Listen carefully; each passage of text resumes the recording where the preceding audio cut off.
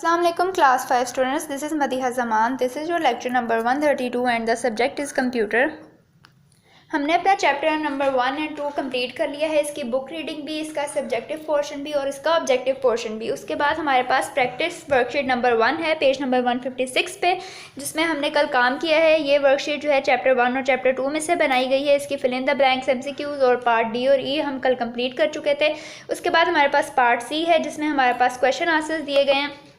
यहाँ पे ये जितने क्वेश्चन आंसर्स दिए गए हैं 10 हैं, और ये आपके नोट्स पे, जब आपका नोट्स पे जहाँ पे आपका चैप्टर 3 और 4 भी आगे कंक्लूड हो रहा है, उसके बाद आपकी वर्कशीट नंबर 1 है और इसमें आपके ये सारे क्वेश्चन आंसर्स दिए गए हैं।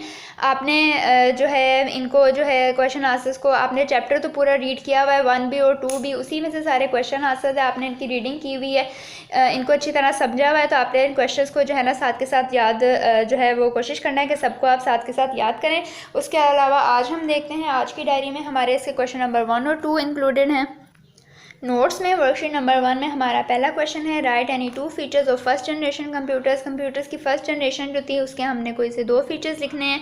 Number 1, they occupied a lot of space. ये वाले कंप्यूटर्स जो हैं वो बहुत ज़्यादा स्पेस ऑक्यूपाई करते थे। हमने पढ़ा था कि फर्स्ट जनरेशन के कंप्यूटर्स काफ़ी बड़े थे साइज़ में, इतना होता था कि समटाइम्स उनको रखने के लिए जो है वो पूरे रूम जितनी स्पेस चाहिए होती थी।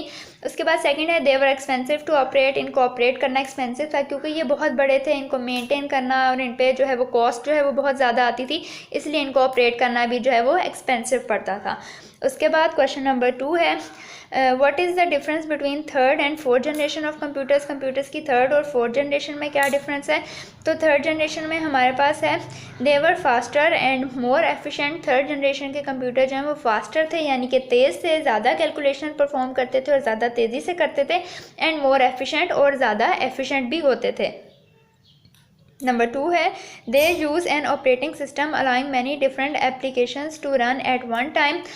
थर्ड जनरेशन में जो है हमने पढ़ा था कि ऑपरेटिंग सिस्टम इंट्रोड्यूस हुए थे। ऑपरेटिंग सिस्टम वो सिस्टम होता है जो कंप्यूटर को रन करता है, और इसमें क्या फैसिलिटी थी, allowing many different applications to run at one time. बहुत ज़्यादा डिफरेंट ऐप्स जो हैं वो एक ही टाइम पे रन कर सकते थे। जैसे आजकल हम अपने स्मार्टफोन्स या लैपटॉप्स वगैरह इस्तेमाल करते हैं, हमने यूट्यूब भी खोला होता है, हमने व्हाट्सएप भी खोला होता है, हमने साथ MS वर्ड या MS एक्सेल का भी कोई सॉफ्टवेयर खोला होता है, यानी कि हम डिफरेंट ऐप्स को एट अ टाइम रन कर रहे होते हैं। तो ये पॉसिबल हुआ है ऑपरेटिंग सिस्टम की वजह से।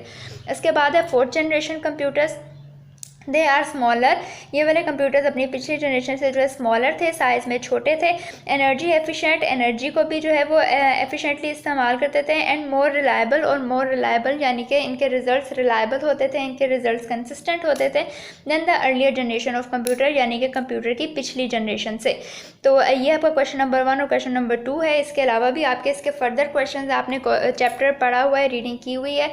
अगर आपको अच्छी तरह से समझ है इन सब चैप्टर्स की, तो आपने कोशिश करना है कि आप बाकी क्वेश्चंस को भी जो है वो कवर करें साथ साथ। तो टुडे हम अपना लेक्चर आज का जो है वो यहीं पे कंक्लूड करते हैं। This is all for today. आपने जितना भी कोर्स पढ़ा है, वर्कशीट की ऑब्जेक्टिव है, जो चैप्टर्स के पीछे ऑब्जेक्टिव है, और इवन जो सब्जेक्टिव पोर्शन है, आपने इसको अपने पास नोट करना है और अच्छी तरह प्रिपेयर करना है। This is all for today. अल्लाह हाफ़िज़।